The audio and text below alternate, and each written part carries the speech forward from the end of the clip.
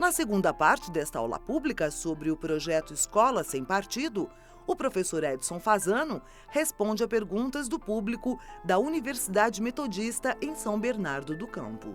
Eu gostaria de que o senhor fizesse uma relação entre o movimento Escola Sem Partido com a aprovação do STF dessa última semana, que eles aprovaram sobre o ensino público, ter a educação religiosa seguindo um único credo.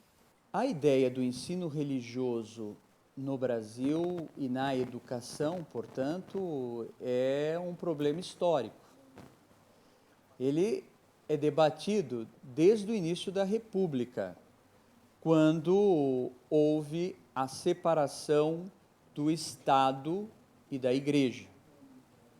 Na primeira Constituição brasileira, foi a única Constituição em que colocou o Estado laico e a inexistência, pelo menos na Constituição se colocava, do ensino religioso. Na década de 30, retorna o ensino religioso a partir do que? Da Constituição de 34. Daí para frente ele sempre esteve presente.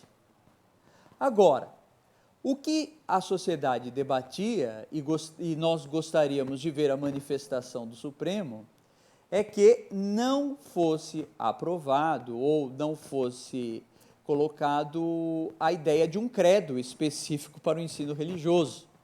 Porque se nós pensamos no Estado laico, nós pensamos na possibilidade da pluralidade e da diversidade. Quando você coloca que, por ser opcional, é possível, opcional ao aluno, é possível que se coloque uma determinada perspectiva religiosa, na verdade, o que isto acaba levando? Um desrespeito, na minha compreensão, ao princípio da laicidade, da possibilidade da diversidade e da relação de um Estado que é responsável por essa laicidade. Um Estado que é laico, porque a educação é uma concessão do Estado.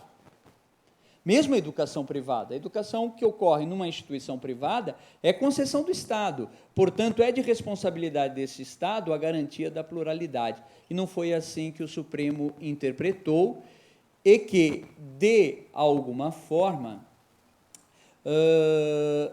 no aspecto teórico, se distancia do que vai pronunciar a Escola Sem Partido, mas no aspecto prático há uma grande proximidade. O senhor disse que o Escola Sem Partido tem ideias totalitárias.